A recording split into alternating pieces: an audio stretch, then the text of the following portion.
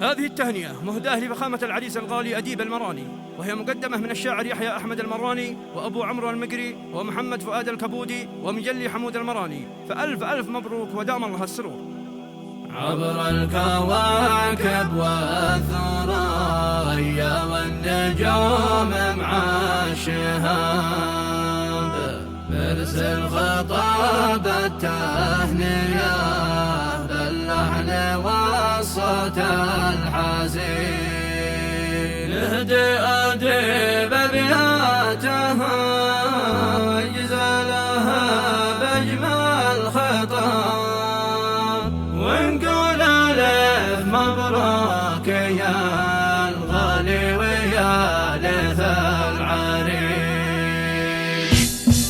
يا هجوس الشعر عجل وانضم القفاني بأجمل أبيات جميلة بالذهب مطلية، بأجمل أبيات جميلة بالذهب مطلية، وانضم أغلى تهنية بالود من وجداني من مشاعر صافية تنقلب صدق النية، من مشاعر صافية تنقلب صدق النية. ألف هنايا أدب مبروك لك وتهنية، يوم عرسك نرسل أجمل تهنية مطوية، يوم عرسك نرسل أجمل تهنية مطوية، بالورد والفل والوساب والريحاني، من دموع السعد والفرحة تجي مسقية، من دموع السعد والفرحة تجي مسقية. صفها يحيى أحمد الليلة بعد سمعاني، من مشاعر زفت أجمل تهنية منقية، من مشاعر زفت أجمل تهنية منقية، من أبو عمرو محمد خيرة الأخوان،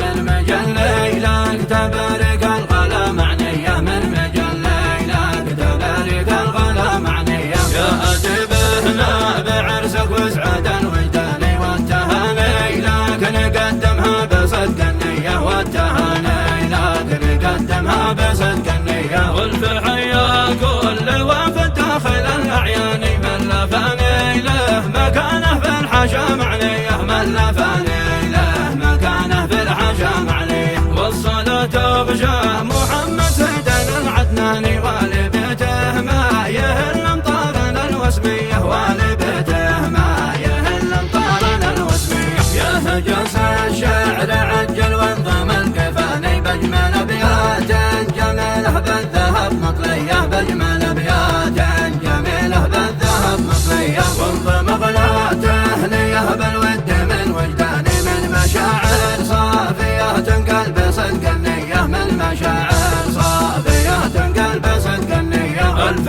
هنايا أدب مبروك لك وتهنية، يوم عرسك نرسل أجمل تهنية مطوية، يوم عرسك نرسل أجمل تهنية مطوية، بالورد والفول